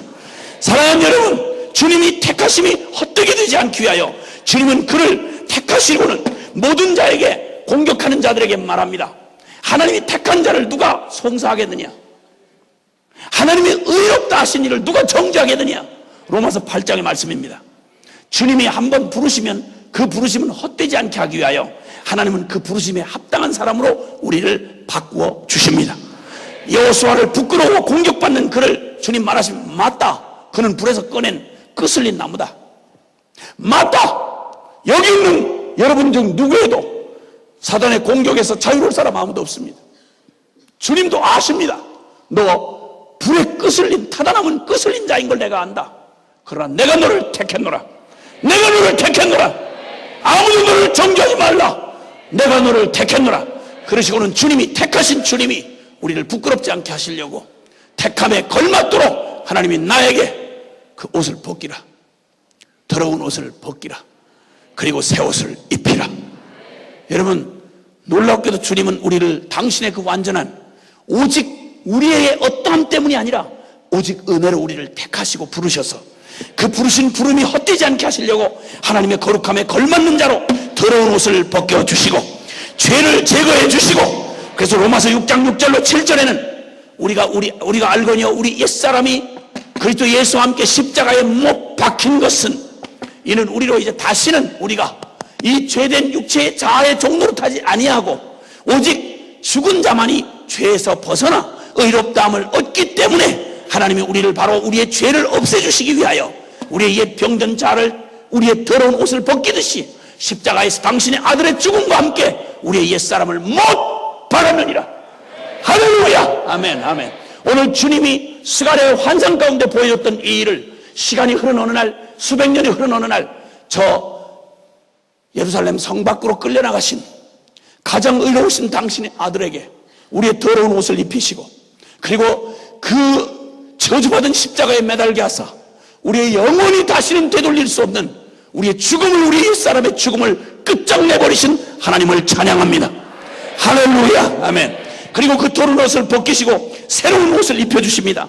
새로운 사역을, 그 관을 씌워주셨는데 제사장의 직분을 다시 준 것입니다. 베드로전서 2장 9절에 주님은 말씀하신 너희는 택한 족속이요, 너희는 택한 족속이요 왕 같은 제사장이라. 할렐루야. 십자가의 그리스도로 말미암아 이 완전한 복음으로 여호수아에게 보여줬던, 스가랴에게 보여줬던, 여호수아에게 약속한 그 놀라운 대제사장 여호수아에게 약속했던 그 일을 주님이 우리의 죄를 사하시고 그리고 완전히 그리스도의 그 완전한 생명을 우리에게 받게 하심으로 그분의 생명과 그분의 직분을 우리에게 허락하사 택한 백성이요 왕같은 제사장으로 우리를 그리스도의 핏값으로 이루신 주님을 찬양합니다.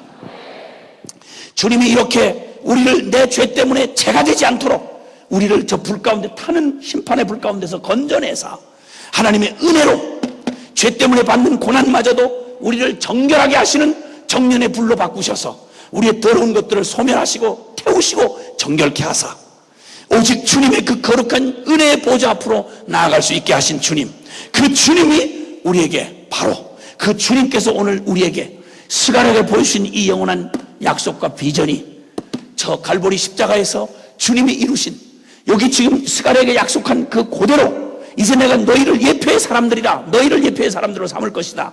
후에 내가 내 종 순을 나게 하리라. 아멘. 순이 되어 이 땅에 오신 주님, 주님 종이 되어 이 땅에 오셨던 예수 그리스도, 그분은 바로 이 여호수아 대제사장 여호수아에게 보여준 이 예표가 그들의 삶에 그대로 이루어져서 하나님의 영광 가운데 이루어져서 이제 우리를 완벽하게 하나님의 길로 나아갈 수 있게 해주신 것입니다. 그리고 여기 주님 7절에 6절 7절 스가랴서 3장 6절 7절을 다시 한번 같이 한번 보시겠습니다. 아멘. 아멘. 이전에는 아무리 원해도 우리는 말씀대로 살 수가 없었습니다. 범죄한 인간에게 하나님의 말씀은 전혀 불가능한 일이었습니다. 그래서 율법으로 의로워지려고 하는 자는 오히려 율법으로 말미암아 죄를 깨닫게 될 뿐이다, 이렇게 말씀했습니다. 그러므로 존재적 죄의 장아찌였던 우리의 존재를 가지고는, 죽음을 통과하지 않은 우리를 가지고는, 옛사람 우리로는 죽었다 깨나도 하나님의 말씀, 이 토라로 기록되어진 하나님의 이 토라를 지킬 능력이 전혀 우리에게는 존재적으로 불가능했습니다. 근데 주님이 말합니다. 내가 너의 옷을 벗기고 너에게 새 옷을 입혔으니 너는 이제 만일 네가 내 도를 준행하며 오직 말씀으로 내 율례를 지키면 네가 내 집을 다스릴 것이고 내 뜰을 지킬 것이고 내가 또 너로 여기 섰는 자들 중에 왕래케 하리라. 아멘입니까?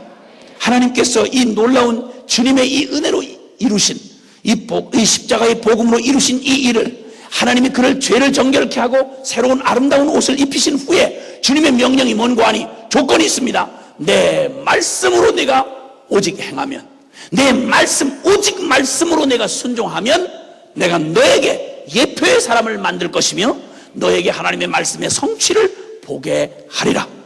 내 힘으로는 죽었다 깨나도 말씀의 성취를 이룰 수 없었던 우리의 존재가 이제 주님이 우리를 정결하게 하시고 새롭게 하신 후에 오직 복음에는, 로마서 1장 17절에 복음에는, 따라합시다. 복음에는 하나님의 의가 나타나서 믿음으로 믿음에 이르게 하나니 기록된 바 오직 나의 의는 믿음으로 말미암아 살리라 함과 같으니라.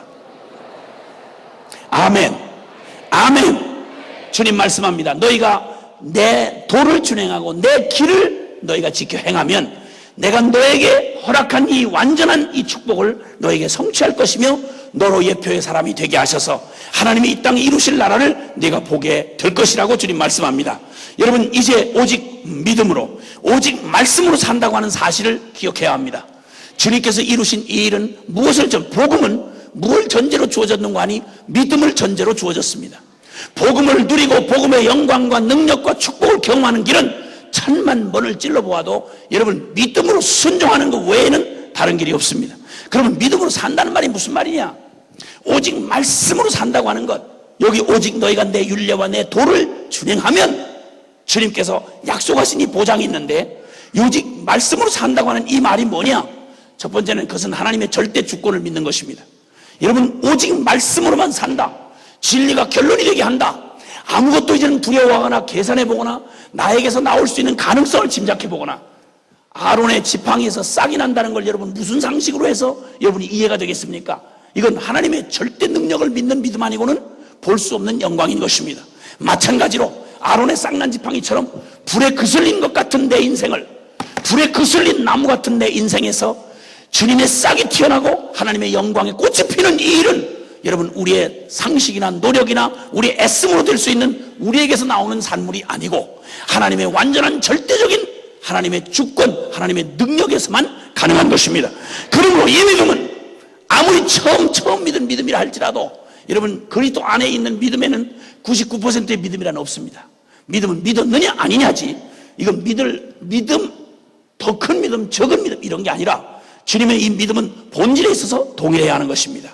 오늘 주님께서 말씀하는데 오직 말씀 신앙으로 너희가 돌아가면, 오직 말씀으로 돌아가면, 그러면 하나님께서 내가 너희에게 준 하나님의 영광을 보게 할 것이고 너희가 내 능력을 경험하게 되리라. 사랑하는 여러분, 주님의 영광과 그 능력을 경험하기를 원하는 분만 아멘 합시다. 여러분, 삶의 복음의 진정한 능력과 그 축복을 경험하기를 원한다면 왕도가 없습니다. 여러분, 오직 말씀 신앙으로 돌아가야 하는 것입니다. 그래서 하나님의 이 말씀으로 돌아간다는 말은 하나님의 절대 주권을 믿는다는 겁니다. 하나님이 한 번 말씀하시면 앞서 우리가 소름이 끼칠 만큼 두렵게 우리가 맞이했던 하나님의 예언의 성취를 보았습니다. 이건 한 사건만을 얘기한 게 아닙니다.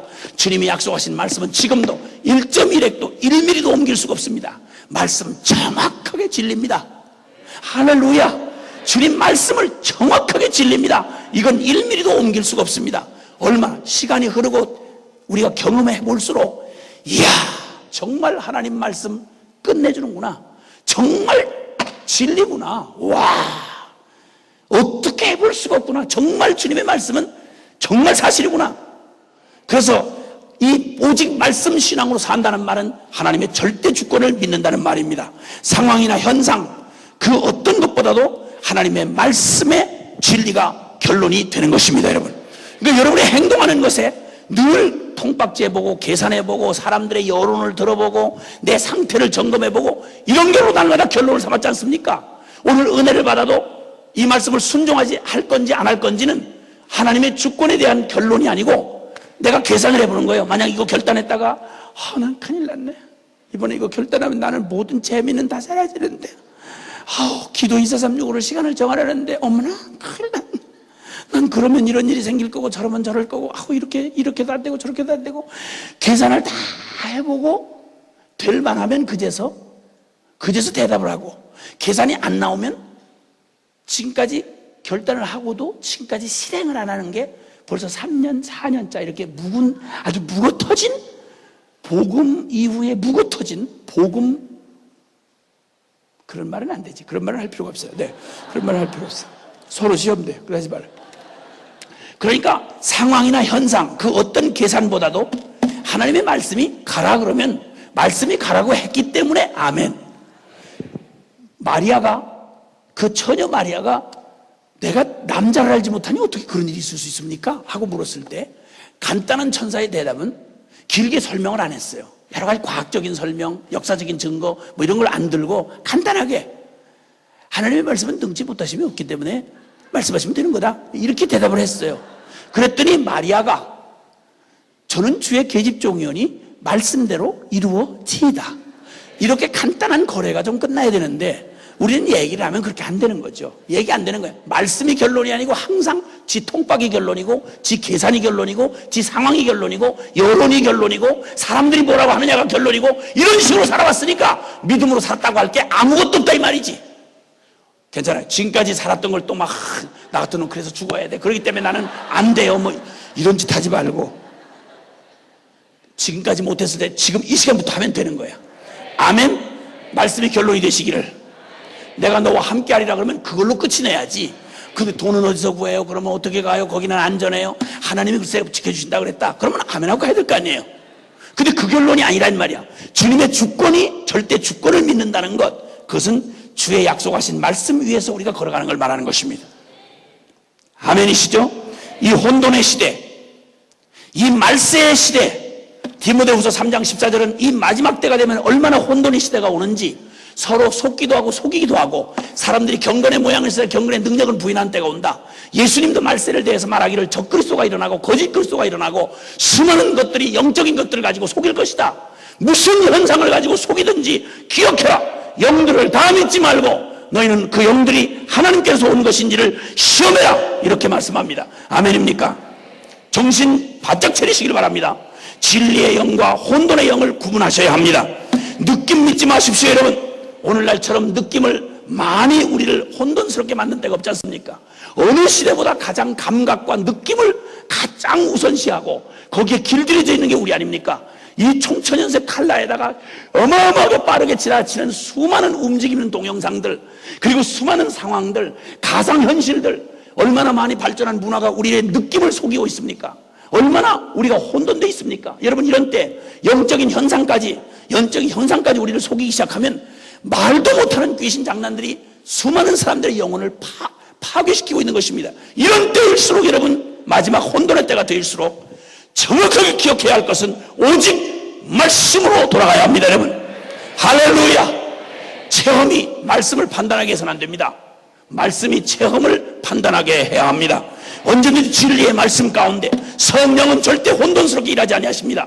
성령은 말씀과 위배되는 역사를 하지 아니하십니다. 영적 현상이라고 다 속을 일이 아닙니다. 여러분, 반드시 기억하시길 바랍니다. 짜릿한 체험이라고 다 좋을 일이 아닙니다. 여러분, 얼마든지 그 귀신이 여러분을 얼마든지 속일 수 있습니다. 정신 바짝 차리길 바랍니다. 혼돈 없이 하나님의 절대 주권을 믿는다는 것, 오직 말씀으로 돌아가라고 여기 지금 여호수아 대제사장에게 말씀합니다. 내가 이럴 때 예표의 사람이 될 것이다. 주의 약속하신 말씀에 굳게 서서 흔들림 없이. 그래서 어떤 비행기 조종사가 쓴 얘기를 잠깐 보았더니, 비행기 조종사가 굉장히 중요해야 돼요. 처음 배울 때부터 아주 중요한 게 바로 뭐냐면 절대 느낌을 믿지 말라는 것입니다. 공중에 떠가지고 하늘과 바다가 구분이 안 되고 위아래 좌우가 구분이 안 되는 이런 상황에서 비행을 할 때 느낌은 반드시 위로 올라가는 것 같은데 막 밑으로 처박는 수가 있답니다. 느낌으로 갔다가는 그대로 그냥 자멸하는 거예요. 언제든지 정확하게 내 느낀 거 상관없이 내 몸이 위로 가는 것 같아도 계기판이 밑으로 가고 있다면 얼른 기술을 잡아라. 그래서 철저하게 계기판을 보라고 말합니다. 맞습니다. 이 혼돈의 시대에는 여러분, 영적인 기준이 없는 이런 때에, 이 혼돈의 때에는 디모데후서 3장 14절 너는 배우고 확신한 일에 거하라. 진리의 말씀 가운데 더욱 마지막 때가 되면 더욱 진리의 말씀으로 더욱 침잠해라. 말씀에 더욱 집착해라. 말씀의 진리로 더욱 무장해라고 말씀하는 것입니다. 하나님의 절대 주권을 믿는 사람은 하나님의 약속에 흔들리지 않습니다.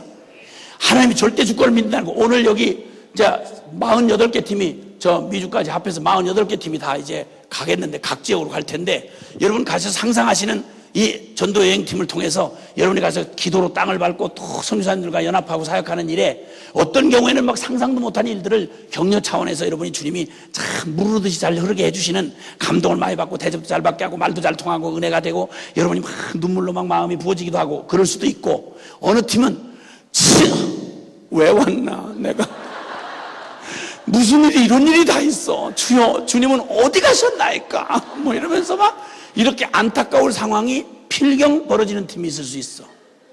아마 발을 동동 구를 만큼 다급해진 상황도 있고. 왜 이런 상황을 여러분에게 드리느냐, 이 훈련 기회를 왜 드리냐, 이건 뭐 말할 것도 없고, 여러분이 평생 하나님의 절대 주권 앞에 여러분 삶의 결정이 정말 놓여져 있는지를 여러분 스스로 경험해 보시고, 기억할 건 여러분 상황이 어떻든 상관없이 여러분의 기도를 이미 받으신 하나님, 여러분에게 약속해 주신 하나님, 어떤 순간에도 여러분 상황에 흔들리지 마시고 약속 굳게 주장하시길 바랍니다.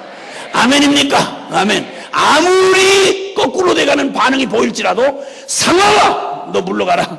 나는 여호와의 말씀이 내 결론이다. 이러고 딱 붙드시고 믿음으로 굳게 서서 이 최후의 눈에 안 보이고 끝까지 사단이 너희를 정죄하고 참소하고 반격할지라도 여러분 분명히 믿는 건 사단 믿지 마시고 하나님의 절대 주권을 믿으시기 바랍니다.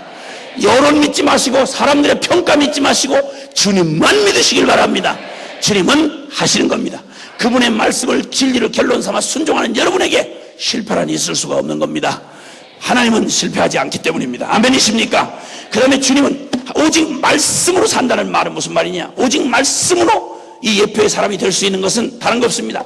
그것은 하나님을 사랑하는 자입니다. 하나님을 사랑하는 자 아니고는 오직 말씀으로만 살 수가 없는 것입니다. 요한복음 15장 9절로 11절 이하에 보면 찾지 마세요. 지금 시간이 없기 때문에 빨리 끝내요. 요한복음 15장 거기에 보면 내가 아버지의 계명을 지켜, 예수님이 하신 말씀이에요. 내가 아버지의 계명을 지켜 아버지의 사랑 안에 거하는 것 같이 너희도 내 계명을 지키면 아버지의 사랑 안에 거하리라. 아멘입니까? 우리가 어떤 사람을 정말 마음으로 존경하고 신뢰하고 사랑한다면 그가 시키는 어떤 말이라도 거짓말 같은 말이라 할지라도 우린 그 말을 그대로 마음으로 받고 순종할 수 있죠. 그렇죠? 맞죠? 마음으로 신뢰하지 않고 마음으로 사랑하지 않으면 그 말 자체가 듣기 싫은데 그걸 어떻게 순종하겠어요? 하나님을 사랑하는 사람, 하나님에게 나의 전 존재를 걸어 그분을 사랑하는 사람은 주님이 말씀 한마디 딱 하시면 여러분 목숨 걸고 그 말 지킵니다. 주님이 부탁한 말, 사랑하는 아들아, 사랑하는 내 딸아, 내가 너에게 이것 부탁한다. 내가 이거 부탁한다 그러면 여러분 천하만 사람이 뭐라고 그래도 주님 사랑하는 사람은 절대 주님 부탁한 거 그거 포기할 수 없습니다. 무슨 손해를 보고 무슨 대가를 지불할지라도 주님 사랑하는 사람은 절대 그의 말씀을 무시하거나 그리고 별 볼 일 없이 취급하거나 불순종한다는 건 있을 수가 없습니다. 그래서 주님과 깊은 교제 안에서 이런 하나님이 정말 그 말씀을 생명처럼 받고 주님 말씀만 하면 그 말을 그냥 농담으로 한 건데도 그걸 그냥 막 목숨을 걸고 이렇게 막 전심으로 이렇게 들어주는 사람, 여러분 이런 사람에게는 그 깊은 마음을 주지 않을 수가 없는 거죠.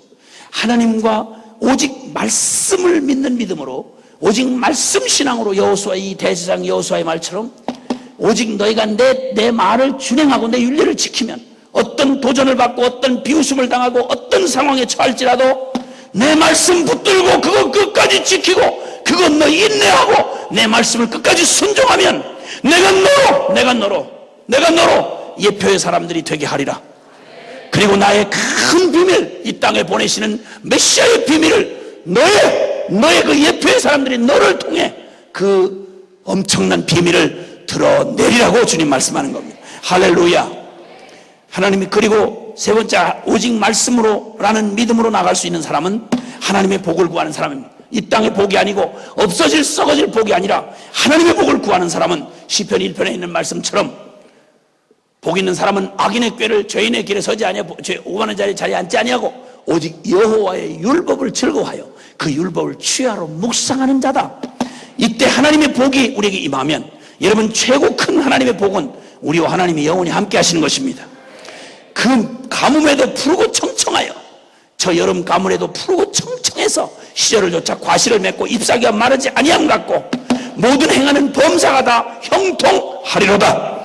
그러나 만약에 그렇지 않는 악인은 제 꾀를 믿고 세상 사람들의 여론을 따라가고 이 땅의 통법을 따라가고 세상의 복을 구하는 자에게는 바람에 나는 겨와 같이 헛된 짓 하는 인생이 될 수밖에 없다고 주님 말씀하는 것입니다. 오직 말씀 신앙으로 살아갈 수 있는 사람은 누구냐? 하나님의 절대 주권을 믿는다는 것입니다. 오직 말씀으로 결론을 낼 수 있는 사람이 누구냐? 하나님을 사랑하는 사람입니다. 오직 말씀으로 살 수 있는 사람은 누군가 하니 하나님으로부터 오는 복이면 충분한 사람, 하나님의 복을 구하는 사람인 것입니다. 할렐루야. 우리 하나님 그 크신 주권으로 우리를 택하시고 그리고 우리를 부르셔서 우리를 감동하시고 소원을 두고 행하게 하시고 그 다음에 그슬린 나무 같은 우리를 의롭다 하시고 그리고 우리를 이제는 말씀으로만 살아가는 여러분 완전한 승리자로 우리를 축복하실 것입니다. 영화롭게 하신다고 말씀합니다. 그러므로 주님이 권면하십니다. 로마서 12장 1절 2절 말씀을 마지막으로 보고 마치려고 합니다. 로마서 12장 찾으십시다. 로마서 12장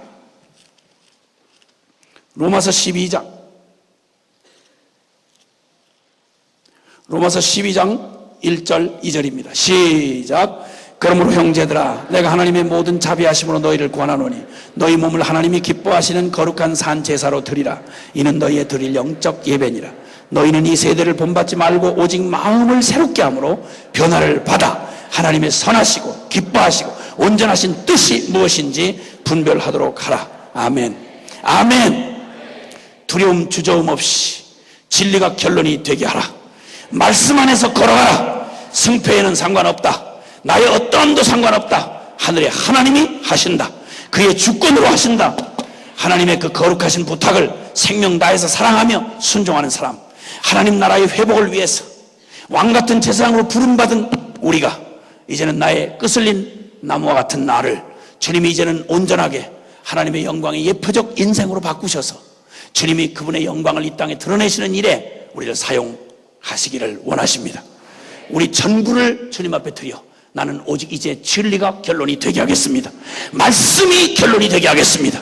나의 상황, 상태, 여론 다른 것이 아니라 나의 어떠함이 아니라 오직 십자가 결론이 되고 이제는 진리만 결론으로 삼아서 순종하겠습니다. 주님이 내 마음에 감동하시고 소원을 주시면 나는 아멘하고 주님의 진리 오직 그것만 신경 쓰겠습니다. 내 상황이나 내 주머니나 내 통장이나 나의 주변 사람들이나 그리고 나의 어떤 방법이나 경험이나 이거 절대 고려 대상으로 하지 않겠습니다. 오직 주님의 말씀이 결론입니다. 여러분, 이렇게 주님 앞에 반응하고 우리 자신을 오늘 우리에게 드리며 오늘 위대한 하나님 나라의 전쟁에 끄슬린 불같은 우리를 부르셔서 하나님의 예표적인 사람으로 세우시고 전 세계 40여 개 나라가 넘는 곳에서 이번 여름에도 멋진 승리를 하게 할 것이며 오늘 여기 복음과 기도의 증인들로 여기 오신 여러분들 모두 현장에 나가지 않을지라도 여러분 중보기도로 그리고 여러분의 삶의 현장에서 하나님의 이 놀라운 이 끄슬린 나무 같은 나를 세우셔서 하나님의 진리의 용사로 우리를 세우시는 주님 앞에 나 오직 말씀으로만 주님 나 말씀으로만 예표적 사람이 되어 살겠습니다. 주님 이 결단으로 주님 앞에 나아가기를 원합니다. 우리 잠깐 기도하겠습니다. 우리 두 손을 높이 좀 드십시다. 하나님 앞에 우리의 결단을 드리며 두 손을 높이 드십시다. 우리가 붙들었던 우리의 모든 상식, 통박, 그리고 상황, 여론, 우리의 모든 두려움, 우리의 경험들, 이 모든 것들을 좀 우리 손에서 깨끗이 털어버리고 이제는 오직 주님의 영원한 진리만을 붙들고 주님 이제는 두려움 없이 담대하게 끄슬린 불같은 대제사장 여호수아에게 스갈의 환상을 통해 보여주셨던 이 진리를 붙들고 하나님 절대 주권을 붙들고 주님 약속은 영원히 변치 않음을 믿고 그리고 나는 이러할지라도 주님이 나를 온전히 새롭게 하시며 새 옷을 입히시고 이제는 너 두려움 없이 온전한 믿음으로 완전한 복음 앞에 너 오직 말씀으로만 살아라. 주님 앞에 말씀하시는 주님 앞에 주의 나의 모든 삶, 가정생활, 직장생활, 나의 모든 교회생활 그리고 모든 사명을 감당하는 일에 주님 이제 난 오직 말씀으로만 결론 내겠습니다. 내 말 지금까지 말씀으로 살지 못하며 그리고 주저하며 두려워하며 그리고 내 상식으로 했던 이 모든 것들을 내 손에서 털어내듯이 주님 앞에 이거 내놓읍시다. 내려놓읍시다. 내 경험 믿었던 나의 경험을 믿었던 모든 것들을 내려놓읍시다.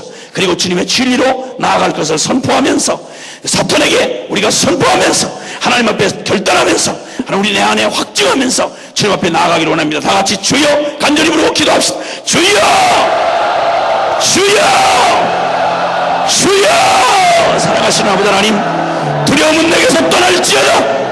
망설임과 주저함은 떠날지어다. 불에서 그슬린 것 같은 나의 모든 삶을 정죄하는 참소하는 너희 더러운 선하라 떠나갈지어다.